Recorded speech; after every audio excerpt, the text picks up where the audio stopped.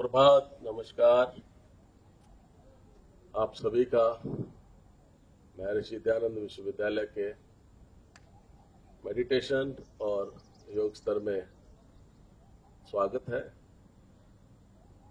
विश्वविद्यालय परिवार आदरणीय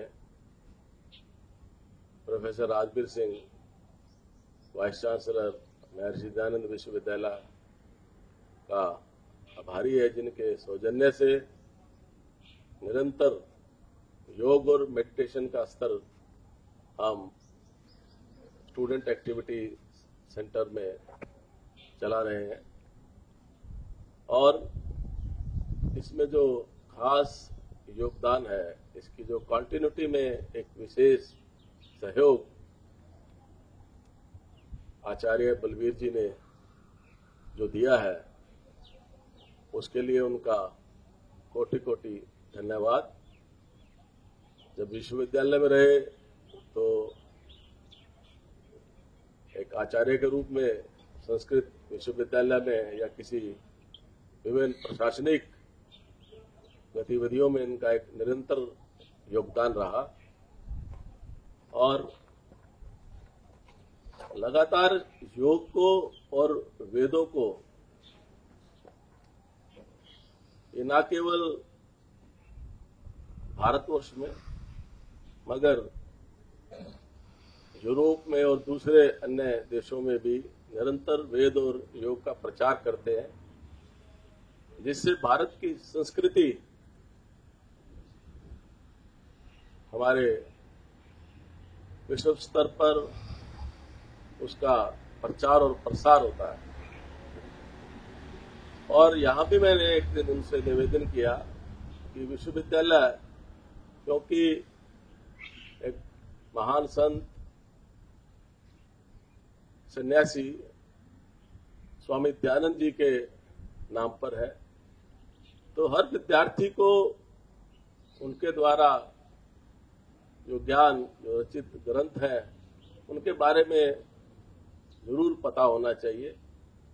तो कुछ सेशन इन्होंने वेदों के ज्ञान के बारे में भी इस मेडिटेशन और योग स्तर में बताया। और निश्चित रूप से मैं मानता हूं कि जो हमारे हिस्टोरिकल, जो हमारी संस्कृति थी, जो हमारी कल्चर थी, वो इन ग्रंथों में, इन वेदों में समाहित थी और इसका सभी को ज्ञान होना चाहिए। और जो हम एक कोशिश कर रहे हैं कि इस वेदों के बारे में भी हमारे विद्यार्थियों को, हमारे विश्वविद्यालय परिवार को इनका ज्ञान हो।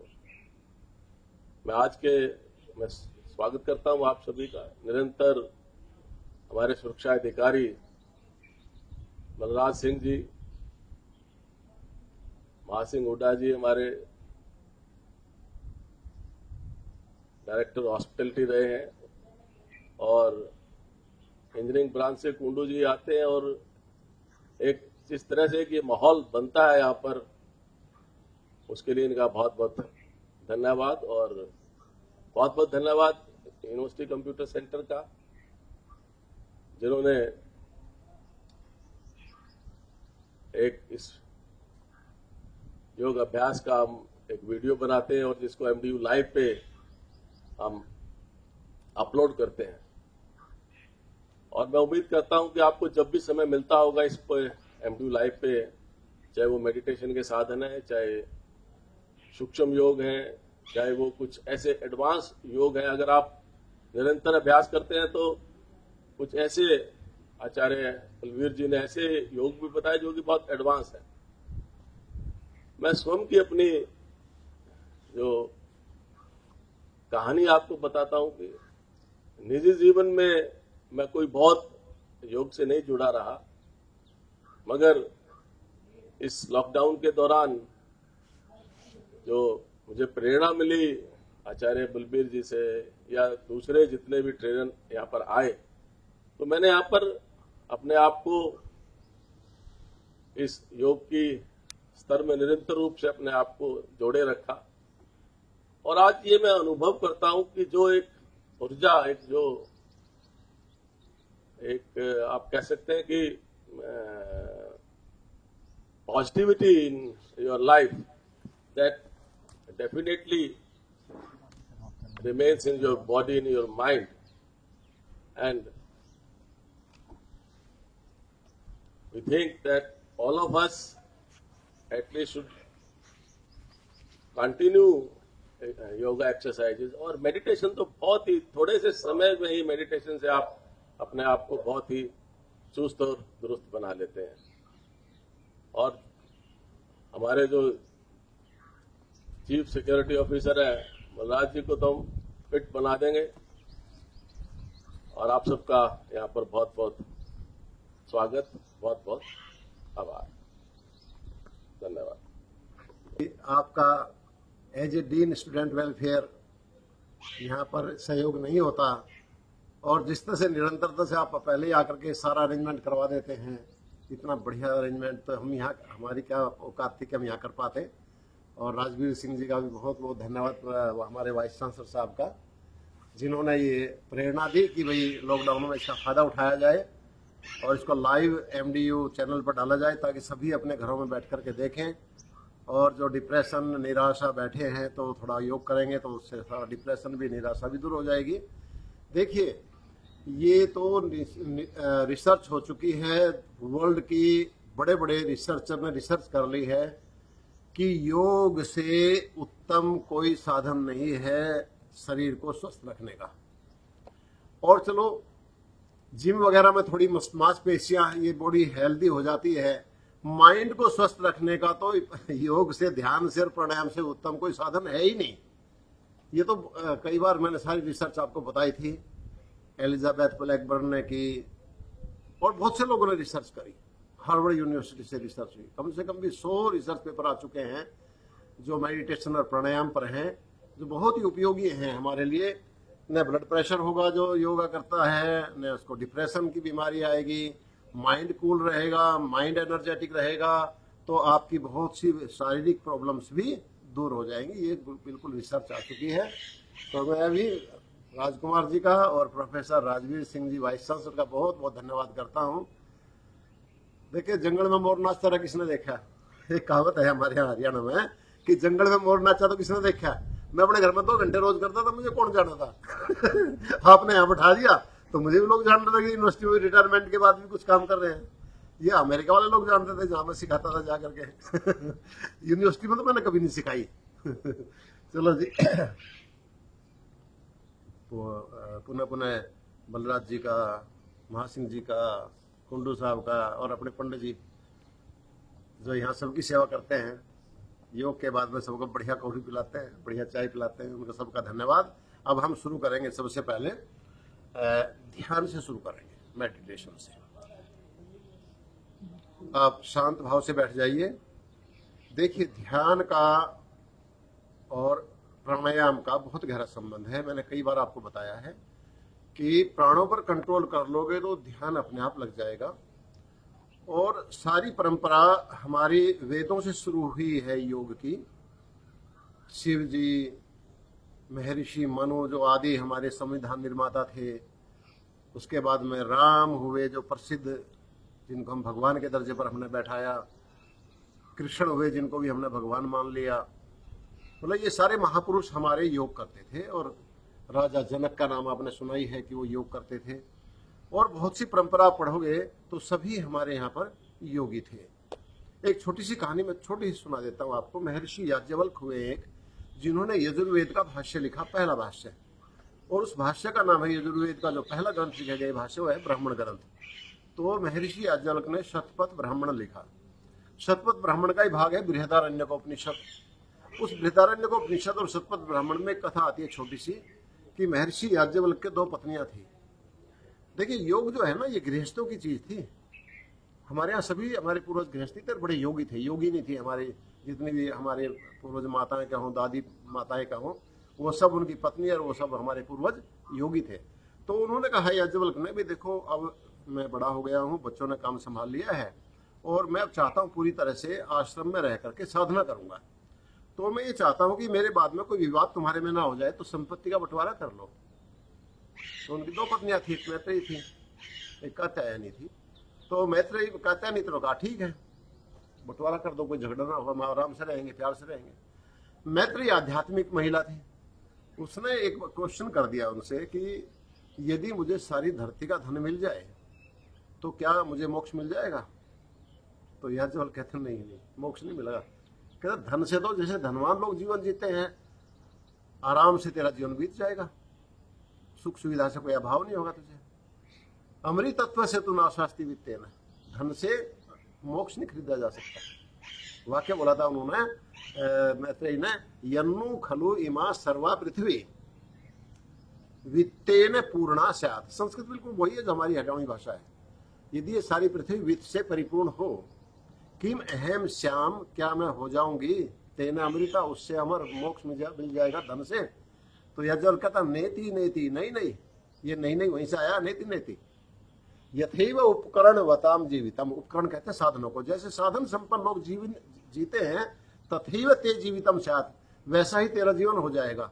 अमृतत्व से तू नाशास्ति वित्तेन, धन से मोक्ष नहीं खरीदा जा सकता, वित्त से अमृत नहीं खरीदा जा सकता। तो फिर उसने कहा जब इससे खरीदा नहीं जा सकता तो मैं क्या करूंगी इसका, ये ना अहम नामृता शांति में अंते न कुरियाम, फिर मुझे क्या जरूरत है बंटवाने, ये नहीं दे दो, मैं तो साधना करूंगी आपके साथ चल करके, साधना करने लगी। तो ये जो परंपरा महिलाओं को नहीं पढ़ाना, ये पता नहीं कब से शुरू होगी। हमारे यहाँ तो आप वेद पढ़ोगे तो वेद की मंत्रों की दृष्टा ऋषिकाएं हैं, 23 ऋषिकाएं ऐसी हैं जिन्होंने वेद के मंत्रों के दर्शन किए थे, मतलब उनके रहस्यों को समझा था। वेद तो परमात्मा की वाणी है, जो उसके रहस्य को समझ करके फिर प्रचार करता था। जैसे किसी ने खोज कर ली एक इंजेक्शन की, अब वो इंजेक्शन उसके नाम पेटेंट हो गया, ये विचार उसने दिया, उसने खोज करी, उसके नाम पेटेंट हो, कोई दवाई खोज ली, उसके नाम पेटेंट हो गया। ऐसे ही उस रहस्यों को, जो मंत्रों में रहस्य हैं, भाई खगोल का विज्ञान है उस मंत्र में एक बता दिया, अब किसी ने खगोल पर रिसर्च कर ली तो उसका ऋषि वही कहलाएगा जिसने उस पर रिसर्च की है। अब समझे ना बात। अब गायत्री मंत्र है, गायत्री मंत्र पर रिसर्च की विश्वामित्र ने, वेद में था, परमात्मा की वाणी थी, विश्वामित्र ने बनाया नहीं इस मंत्र को, पर ये वेद मंत्र तो परमात्मा के हैं, लेकिन रिसर्च की सारी विश्वामित्र ने कि भाई इससे बुद्धि का विकास होगा। जैसे एम्स ने और IIT के प्रोफेसर्स ने मिलकर के 15 साल में रिसर्च की है अभी, कि गायत्री मंत्र का जो पाठ करते हैं बैठ करके बच्चे, उनकी बुद्धि का विकास हो जाता है। ये रिसर्च आ चुकी है। तो ये रिसर्च वैदिक काल में ऋषि विश्वामित्र ने की थी कि भाई इस मंत्र से बुद्धि का विकास होगा, इस मंत्र से मन को शांति मिलेगी, इस मंत्र से विल पावर हाई होगी, तो उस पर विश्वामित्र का नाम लिख दिया। इसी तरह से जिन जिन ऋषिकाओं ने, जिन जिन महिलाओं ने रिसर्च की थी उस समय, उनके नाम भी वहां लिखे हुए हैं। तो कितनी विदुषी थी हमारी संस्कृति। और फिर यह आ गया कि भाई स्त्रियों को पढ़ाओ ना, बीच में ये भी आया कि स्त्री को नहीं पढ़ाना चाहिए, तो ये गलत है, मतलब ये परंपरा गलत पड़ी, वैदिक परंपरा भूल गए थे तब ये चली। तो खैर वो बात अलग हो जाएगी। तो मैं कहना ये चाह रहा हूं आपको कि योग जो है ये हमारे स्वास्थ्य के लिए, हमारे ओवरऑल डेवलपमेंट के लिए, हमारे विल पावर के लिए, पर्सनालिटी डेवलपमेंट के लिए, इससे अच्छा कोई साधन मुझे लगता नहीं है। क्यों? जैसे राजकुमार जी ने भी बताया कि भाई मेडिटेशन से में बड़ा लाभ हुआ। अब आदमी 15 मिनट मेडिटेशन कर लो बैठ करके, अभ्यास से हो जाएगा, 10 मिनट भी हो सकता है, और सारे दिन वो काम करे बिना किसी इरिटेशन के, तो व्यक्तित्व का विकास हुआ कि नहीं हुआ? प्रोडक्टिविटी बढ़ी या नहीं बढ़ी? प्रोडक्टिविटी बढ़ेगी नहीं बढ़ेगी? और वो खुश रहेगा, ब्लड प्रेशर नहीं होगा, डिप्रेशन नहीं होगा, एंजाइटी नहीं होगी। तो ये कम लाभ है क्या? बिना कि 15 मिनट में इतने लाभ हो रहे हैं, ये तो किसी इंजेक्शन, हजारों रुपए का इंजेक्शन लगा लो, उससे भी नहीं होगा इस तरह। तो ये बहुत ही उत्तम चीज हमारे ऋषियों ने हम तक पहुंचाई है, और ये बहुत सौभाग्य। मैं इसलिए बार बार धन्यवाद देता हूँ हमारे वाइस चांसलर का और राजकुमार जी का भी, कि इन्होंने ये परंपरा यहाँ शुरू करी कि भाई इसको भी चलाओ। अब तक तो ये सोच रखे थे कि ऋषि मुनि जो जंगलों में बैठते हैं सिर्फ उनका वो करते हैं योग, लेकिन ये हमारे तो सारे योगी जो थे वो गृहस्थी थे। राम गृहस्थी थे, कृष्ण गृहस्थी थे, भगवान शंकर गृहस्थी थे, राजा जनक गृहस्थी थे, सारी परंपरा देख लो, सारे गृहस्थी थे। चलो जी, अब हम करेंगे ध्यान बैठ करके। तो सबसे पहले आप गायत्री मंत्र का पाठ करेंगे, उसके बाद 3 बार ओंकार ध्वनि का उच्चारण करेंगे, फिर थोड़ा प्राणों पर कंट्रोल करने की कोशिश करेंगे, फिर 11 बार हम ओंकार ध्वनि का उच्चारण करेंगे, और उसके बाद मैं गाइड करूंगा, आप उस तरह चलेंगे। लेकिन कुछ दिनों के बाद में आप स्वयं बिना गाइड के भी उस ध्यान को कर सकते हैं, ये प्रारंभिक शिक्षा है, जैसे बच्चों को पढ़ना सिखाते हैं, पकड़ करके ए आ लिखना सिखाते हैं, उस तरह का की क्लास है। लेकिन जब आप करोगे अभ्यास, तो खुद करोगे तो खुद आपको बहुत अच्छा लगेगा और बहुत आनंद आएगा। ओम भूर्भुवः स्वः तत्सवितुर्वरेण्यं भर्गो देवस्य धीमहि धियो यो नः प्रचोदयात्। 3 बार ओंकार ध्वनि का उच्चारण करेंगे। ओ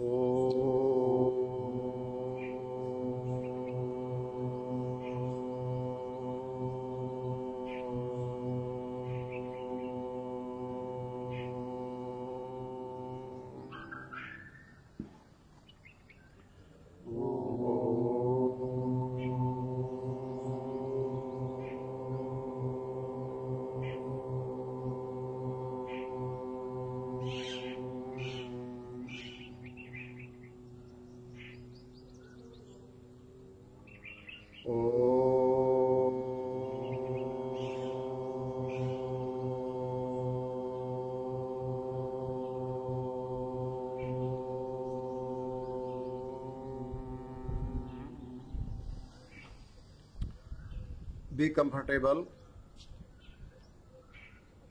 Sit any posture in which you feel comfortable.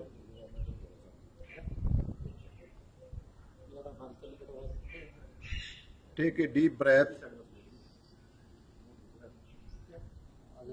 and take out completely. Inhale and exhale deeply. Focus on your breath.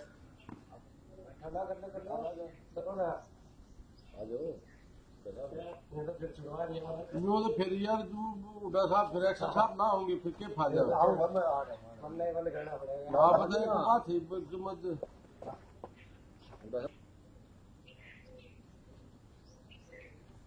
Now we will chanting 11 times Omkar Dhvani. Om.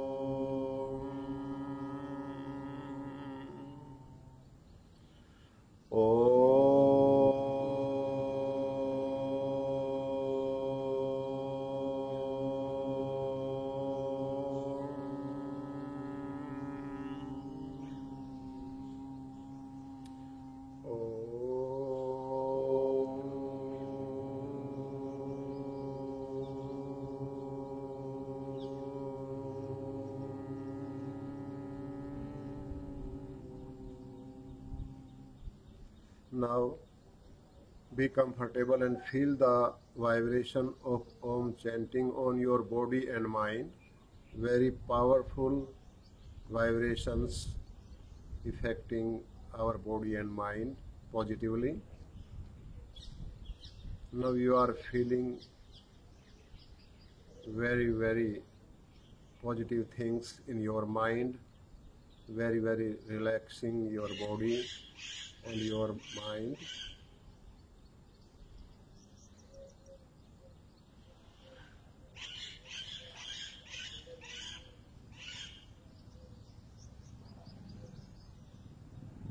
Now focus front of your nostril on your breath. Inhale very slowly. No sound generates in your nostril, and exhale very slowly.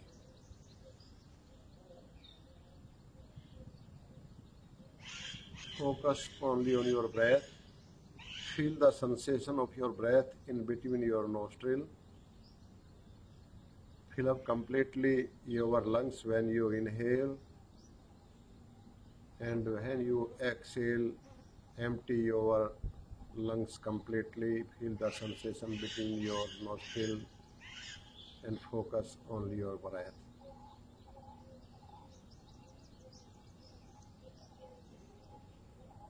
Be comfortable. Very slowly inhale, very slowly exhale.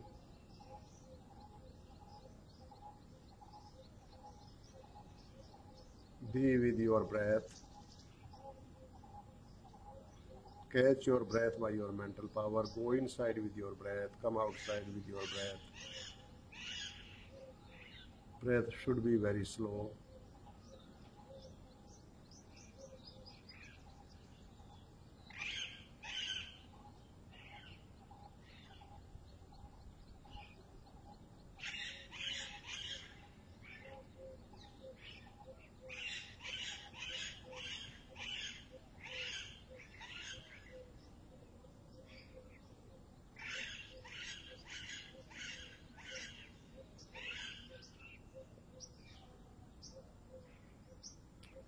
Now focus between your eyebrows. This is Ajja Chakra or Bhirkuti in yogic language.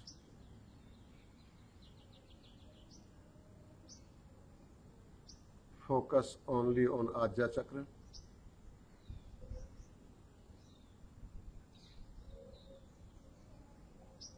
If any thought generates in your mind, then hold your breath at once.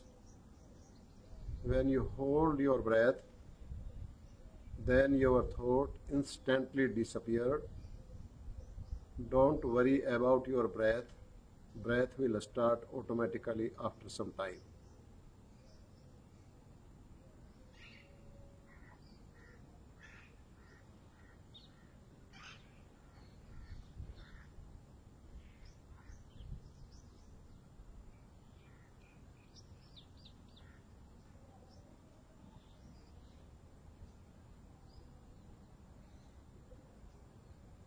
If again generate any thought, then again hold your breath.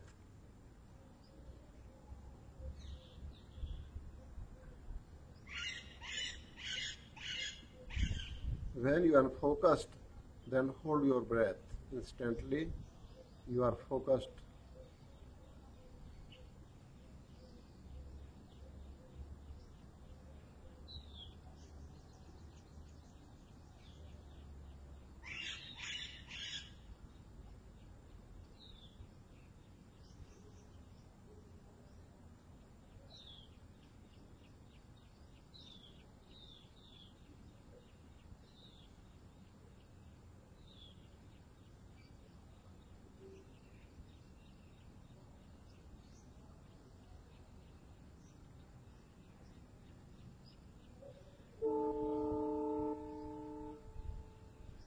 Breath should be very slow and focus only on the Ajja Chakra.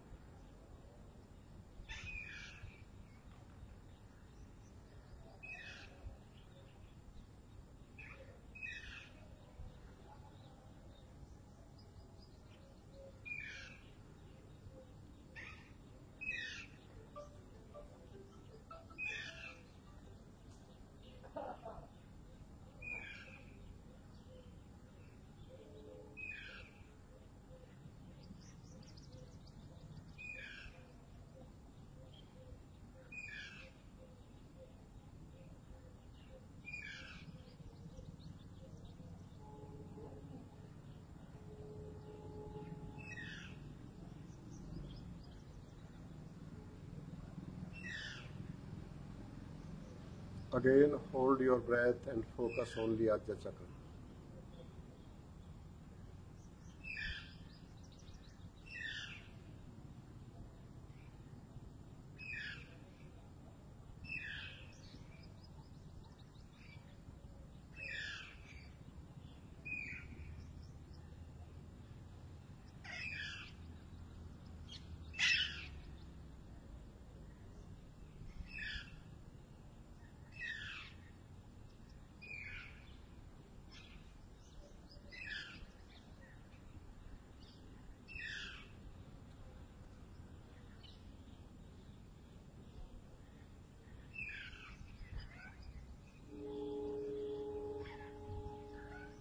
Again, hold your breath and focus only on the Ajna Chakra.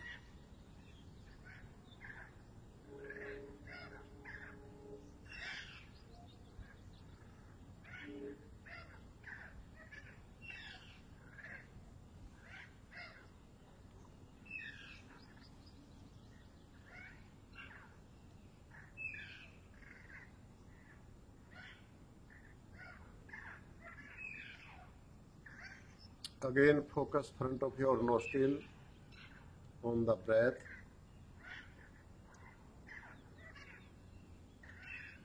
Observe your breath, how is you are inhaling and how is you are exhaling. Inhale very, very slowly. Focus only on the breath. Exhale very, very slowly. Remain focused on your breath. Feel the sensation in between your nostril of your breath.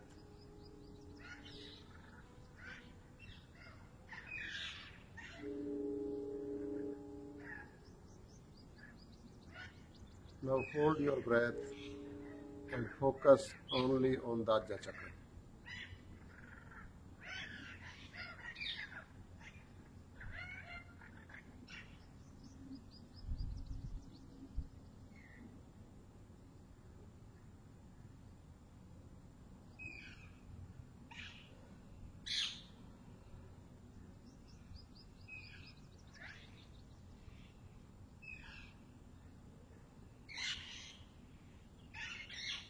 Now relax. 3 times chant the Omkar Dhvani.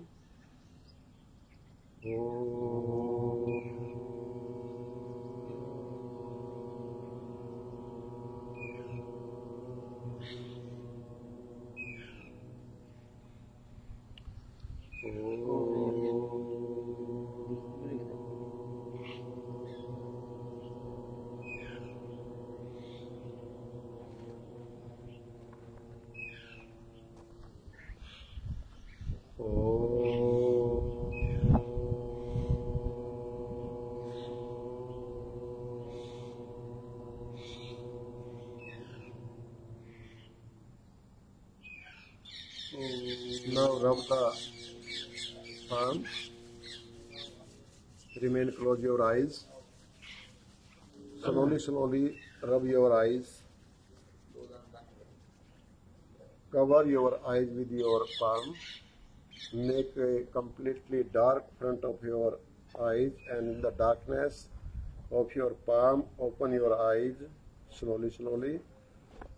Now slowly, slowly remove your palm, take the light from the outside.